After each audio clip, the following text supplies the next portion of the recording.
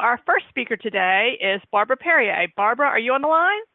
Yes, I am. Thank you for having me, and good afternoon to all. All right, good afternoon. Go ahead. Give us a self-introduction. I was going to say I'm excited to be here, and thank you for having me. And a little bit of a background on myself. I've been with CBRE for 32 years. It's really the only job I've ever had. I'm a vice chairman at the company. I do industrial capital markets, and what that is, for those of you who might not know, is basically I sell industrial buildings that are, it could be an Amazon, a FedEx, a UPS, any of the things that is all things industrial. And actually, the pandemic has been good for industrial real estate because it is a booming kind of industry as all of us are switching more to e-commerce and as manufacturing is coming back into the United States. So that's my career. And a quick little kind of fact is I've been a member of the Women's Network of CBRE for 20 years on the board, and that's been a really big part of my success at CBRE as well. So that's a little bit about me, and we'd love to get started. My talk today is the characteristics of highly successful women. And if you turn to the first quote by the president of Walt Disney, I like this quote a lot, because it talks about defining success on your own terms, achieving it by your own rules, and building a life you're proud to live. And I think this is really important because as we're talking about characteristics of highly successful women, there is not kind of a one-stop shopping. There's not one definition. There's not a right and wrong.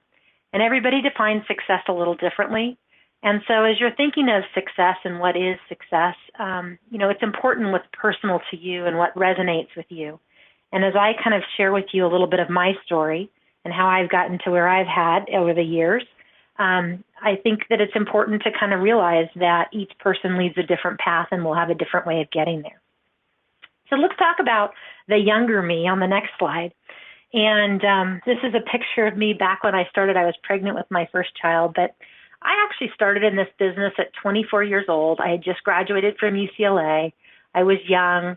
I was blonde. I was female. And this was a man's world. There was no women in industrial real estate. Kind of a funny story of how I got to the career path I did was my father had told my sister, who's older than I am, that when she graduated from UCLA, that industrial real estate was the best career choice for a woman.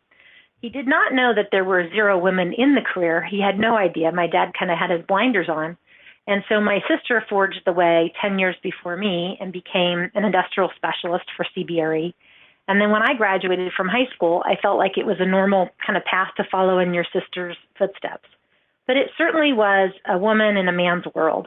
And the things and the lessons that I would say that made me successful at this part of my career is really kind of having a thicker skin, really knowing that I had to be kind of a little bit gritty, and I had to work harder than anybody else. I had to prove myself. I was asking people to trust me on big decisions for their company. And that's kind of a scary thing when you're young and inexperienced. So I just said, the way I can do this is I'm going to do all the work.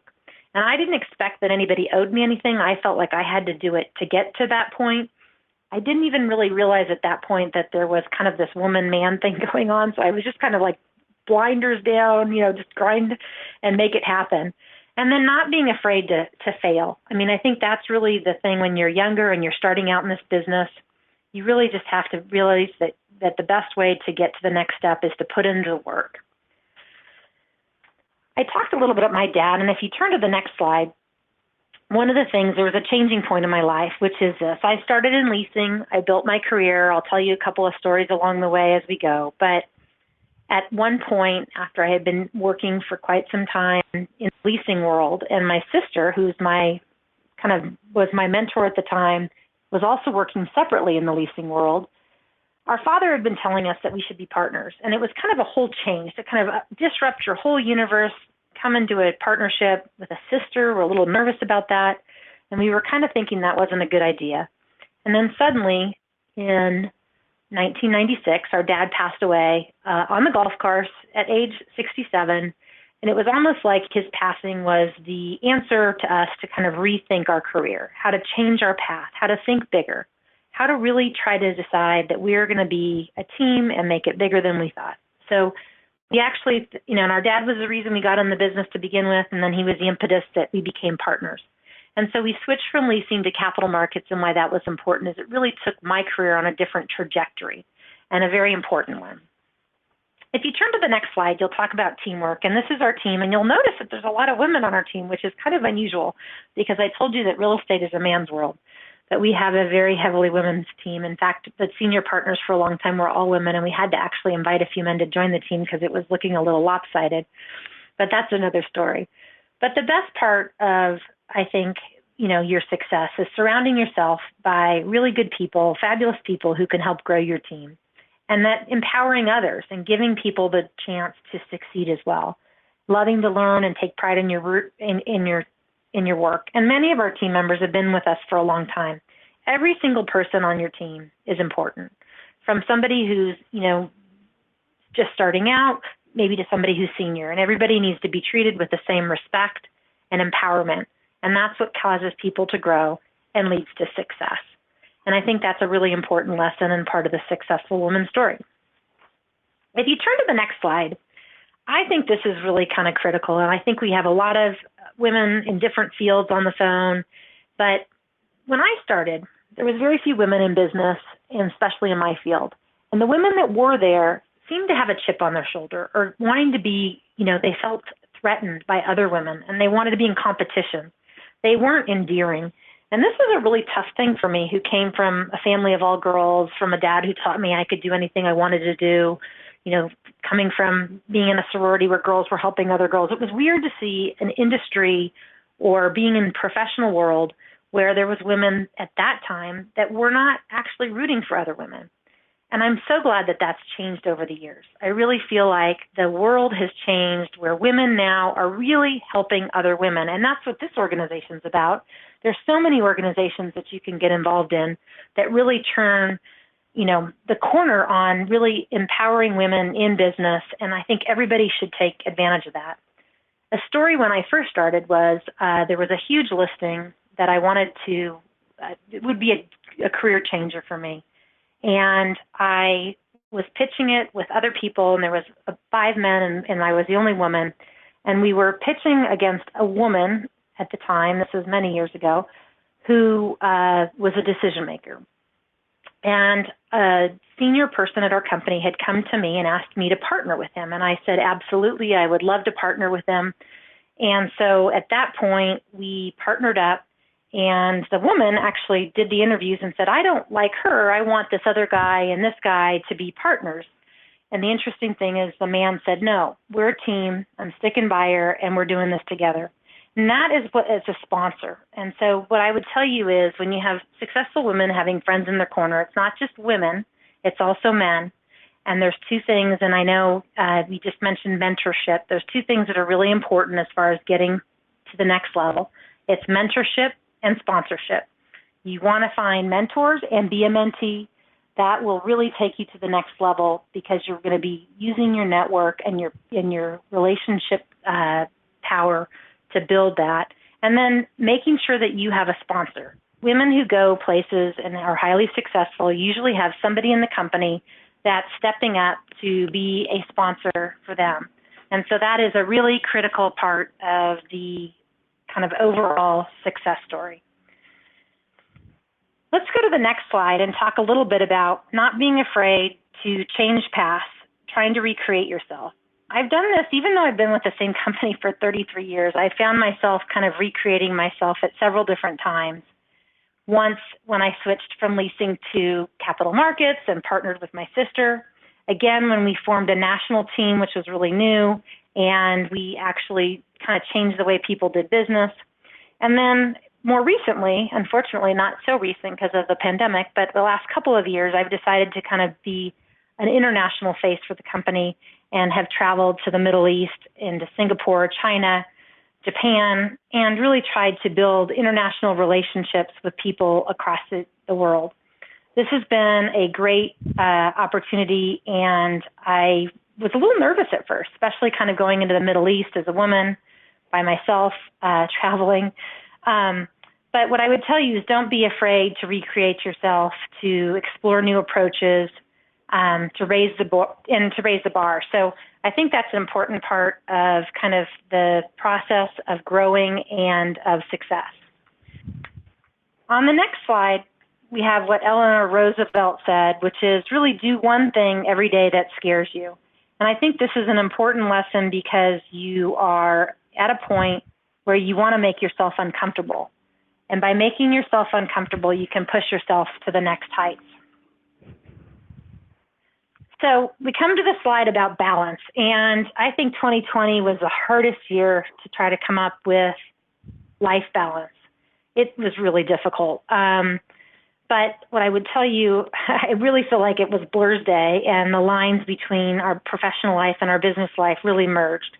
But it is really important to create balance in your life. And I've changed all my passwords to be something about balance, keep reminding myself I need balance, trying to figure out how I can get more balance, but really trying to appreciate the fact that you need time, to be a successful woman. You need some time to do things that make you as an individual feel good, whether that be, exercise, time with your family, time with your friends, socializing, whatever it is.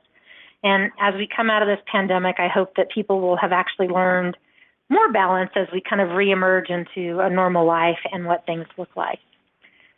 If we turn to the next slide, I would tell you this, put life in perspective. All of our careers are important, and being successful is not just about careers. Being successful is being a whole person. And I would say that the photo on the bottom is two friends of mine, some of my closest friends from high school who both passed away of cancer at 40. And when that happened, and now I'm in my 50s, it really did make me put life in perspective and say that life isn't all about success at career. It's about success of being a person and celebrating and appreciating the things in life. I kind of say about commercial real estate, I'm not doing if anybody on the phone's a brain surgeon, then you are doing brain surgery. But I say about my career, I'm not doing brain surgery. So if I make a mistake or if I fail at something, I'm not a brain surgeon, so it's okay. But you need to put life in perspective and celebrate every day. And then turning to the slide about integrity. Everybody is known for your reputation, and that's really all you have. Your reputation in business is kind of your key kind of point in your life. It is really hard to build a good reputation. It takes years. You've got to, build, and you're going to grow your career, and you're getting your name out there, and you're becoming, known for something. But it is really quick if you ruin it. And it could be one little mistake that could ruin it. So it's really important always to put integrity first. Really, your trust, your integrity is the most important thing. And being true to your word always. And I would tell you that, one of the things that we've done in our business is really trying to put your client's needs first. So sometimes we'll make decisions that are not good necessarily for us, but they're good for the client. It might cost us money, but the client will gain money. So those are some of the key things that I would say in learning about kind of the successful woman. Kind of in closing, and we're going to take any questions here in a second, so if you have any, please feel free to ask. I think it's important to remember that you make your own definition of success. If you work hard, if you have integrity, if you're happy with what you're doing, if you're able to celebrate life, could be, your definition of success. But everybody needs to kind of define it on their own. I think it's really important that you have a plan, a business plan that gets you to what you'd like to do in success, that you focus on it, that you look at it regularly, that you have successful friends and women and men in the business. And hopefully everybody will, kind of take their careers to the next level. With that, I'll open it up for any questions, if anybody has any. Oh, well, thank you so much for that presentation. That was wonderful. We've had a couple of points.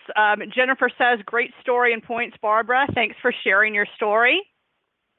So just a reminder to anybody, if anybody would like to ask a live question and you've dialed in, hit 5 star and I can unmute you to ask a live question, or you can put questions into the chat. So we've had a couple of questions that have come into the chat, and please feel free to ask some more questions. And our first question comes about mentoring. And somebody asked, did you have a mentor? And was your mentor a man or a woman? So I've had mentors that have been both men and women, and I don't think you need to discriminate. I think that I've maybe had deeper mentorships with women because maybe they've gone through similar things that I have. there's been different parts of your career, you need different mentoring. What I would tell you is that, I was very senior and they paired me with a gal who was very senior as well, more senior than I was. And it was one of the best relationships because we had different personality styles and we both learned from each other. But I would say that if you're interested in getting a mentor, there's formal mentorships and informal. Informal are easier. What I would tell you is look around your kind of network, see if there's somebody that you feel like would be a good mentor. Reach out to that person and ask them if they would be willing to, grab a cup of coffee. And then it's a matter of your kind of keeping in touch with that person, using it as a forum to ask them questions and building that relationship. Oh, that's wonderful advice. Thank you. Well, our next question comes from Emily, and Emily says, I just recently graduated from UCLA, and any tips when I'm the only woman in the room and I need to make a presentation to the group? That's a good question. I have been very many times the only woman in the room. And the interesting thing is everybody remembers your name and you don't remember all the guys in the room. They remember because you're just the only female. So that's like one of the hardest things is we're trying to remember names, and go Bruins. But what I would say is this: if you're the only woman in the room, you really stand out. You should be really proud to be there. You need to make a point. You need to sit at the table, the front of the table if you do. You need to be vocal. You need to participate. A lot of times people are young. If you just graduated, you might not think you have anything to add, but don't be afraid to add to the conversation. Don't be afraid to speak up. And I would say that, don't overdo it, right? At the beginning, you're kind of probably learning, but what I would say is be available to volunteer, to take on roles in that meeting or to do follow-up. Kind of put yourself in a place where you can stand out. And you're already standing out because you're the only woman in the room. So that's a good thing. Well, good luck, Emily. Well, our next question comes from Diane, and Diane says, do you find that you change your communication style when dealing with men versus women? If so, any tips? Yes, I think we do. It depends on how well you know somebody. I think that's kind of the communication style. I try to make all of my customers and clients friends, so then it's a little bit more informal as far as communication. But when you're dealing with men, I think sometimes you just need to get to the point. You need to be direct. I wouldn't be afraid to say what you're thinking. And I wouldn't, I think that's a little bit more direct communication. I think with women, you might have a little bit more of a kind of a touchy-feely or more, maybe a little bit more kind of getting to know each other. But be direct. And if you don't know the right thing to say in a conversation or a meeting to add, A, don't be afraid to ask questions, or B, don't be afraid just to be quiet, listen, and learn, and ask questions later. Those are two chances or opportunities you have. Oh, wonderful. Thank you. And our next question comes from Lynn. And Lynn says, how have you handled dismissive men? So it's interesting. That is a tough question. I try not, again, coming with a thick skin, I try not to let it get to me. I kind of, in my mind, I am very positive and I do not like negative energy. So I kind of like put a shield, like a subconscious shield around me saying, listen, this guy doesn't know how valuable I am. This guy doesn't understand where I'm going to be. And now it's kind of fun, if I've been in the business 32 years, to kind of look back on those dismissive men and see where I've gone and maybe where they haven't gone. But I think it's important to not let that get to you, and it's important to speak up. I also have sometimes had the question of if somebody says something that makes you feel uncomfortable, how do you handle that? And that might be kind of dismissive. And I think it's okay to say, hey, you know what, that doesn't make me feel comfortable. Or, hey, that's really not cool to say that, or whatever that is, or however you want to reframe it. I think it's important to be professional, always, respectful, not whiny, but to speak your voice. Oh, wonderful. Well, thank you so much for that. Well, our next question comes from Amelia. Amelia says, do you know of any confidence-building exercises? What can women do to build confidence, even outside of work? So it's interesting to me because one of the things I did right out of UCLA, and I was never shy, but I did the Toastmasters program. And I liked Toastmasters because it puts you on the feet for speaking. It gave you kind of confidence to do it. Or volunteer to do things like that. Join, maybe, become part of a board, volunteer for a charity thing where you're speaking up and leading it. I think that you can gain confidence by leading and being participants in events. And so I really would recommend something like a Toastmasters. I would also, put yourself in situations where you feel uncomfortable. Kind of like Eleanor Roosevelt, do something every day that you're, feeling uncomfortable and putting yourself out there. And if you can put that uncomfortableness and you succeed, that builds your confidence. Oh, wonderful. Well, our next question comes from Sally. And Sally says, when I think of CBRE, I think of on-site. So any advice for working in an environment where employees are not able to work from home? How do you keep up morale by still meeting the demands of being on site? Well, so we have not been on site. The last time I was in my office was March 2020, and so we're all virtual. And it's really difficult, right? I mean, and we've onboarded new employees during this time. So this is a very difficult task, and so we are definitely not on site. I think it's really important to have connection with the team. That means having regular calls, touch base with people.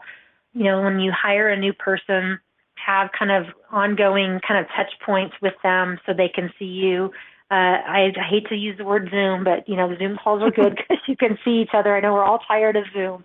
But, just having face-to-face, at least on the computer for now. We've done some morale-building things where we've done a wine tasting or, we actually, for the holiday season, we did a virtual gift where everybody on the team kind of said something nice about somebody else as a virtual gift. And everybody left that. Instead of doing our normal exchange, which would have been an actual gift exchange, we weren't together. Nobody wanted to be shipping Amazon presents all across, to everybody else. And we just did this virtual gift where we gave each other kind of some kind of good, kind of feelings about what they did well. And the other thing I would say is maybe do some coaching. And so there's some coaching tools out there. There's some strength finder exercises, things that you can do with your team to kind of build morale, kind of, help everybody grow. But it is tough. Not being on site is a difficult thing. Hopefully we'll be back in person soon, but I don't think it's ever going to go back to totally as normal as it was before. Oh, wonderful. Well, thank you. Well, our next question comes from Addie, and Addie says, how would you handle the fact that you only have 60% of the qualifications for a job if you're trying to get through to the hiring manager? How do you try to secure that job? I think you would focus on the qualifications that you do have. So you focus on that 60%. Nobody has, this is where women and men differ. Most men applying to jobs do not have all the qualifications. I've heard this time and time again, but they don't care. They just go for it. And women should do the same thing. You don't need to have all the qualifications for any job to hire it. What you need to have is a good attitude, and what you need to do is be positive about it and show the contributions that you can make to the organization, with your hard work and your positive kind of, demeanor. I don't think you need to have all the attributes or everything that the job calls for. And I know that men don't think that way. In fact, there's studies about that. I've read them. I think that if you had 60%, you are very qualified to get that job, and you should feel good about it. I think the reality is that you sell the fact that you're a fast learner and that, most jobs you learn on site. So I would not use that as anything to handicap you from getting that job. Oh, that's great. Well, I know you've already touched on this a little bit, but somebody else asked, so we're gonna ask it again. And this came from Iris, and Iris says, do you have any ideas on how to be a good leader while building your team remotely? So I think it's important to be communicative, to be available, to tell people that if they need to talk to you that they would, to give people a little bit of a kind of a break in the sense that, we know that a lot of our teammates are home with kids who are learning in the same room as they're working. And you need to be a little bit more, I think, kind of give everybody a little bit of a bandwidth here because it's a challenging time. Being a good leader to me is treating everybody as a kind of equal participant in your team and making sure that everybody knows that they're important. And if they feel important, they're going to rise to the occasion. Being virtual makes it harder, so it might be sending them a note, having a little one-on-one, telling them the things that they're doing right, if there's room for improvement, trying to be a mentor to that person as well as a leader. Oh, that's great advice. Well, we're going to wrap up. And I think we're going to wrap up and move to our next panel. We've answered all the questions that have came in from the chat. So thank you for everyone for answering questions. So before we move on, do you have any final words of wisdom or advice for our group? I would say those are great questions. It sounds like everybody's thinking about how to get to the next level. And what I would say is that's the right thought, to be thinking of how to get to the right next level, to visualize how to get to the next level, to think in your mind how you get there, and start kind of seeing yourself there. You will get there. And I'm a real big believer in that. I think that you can't be complacent. You need to kind of push yourself. And if you don't think, you go, God, that's too high of a step. Push yourself. You can get there. So for everybody on the phone, thank you for having me. I really appreciate it. And I think by joining groups like this and working on self-improvement, you're all on the right path.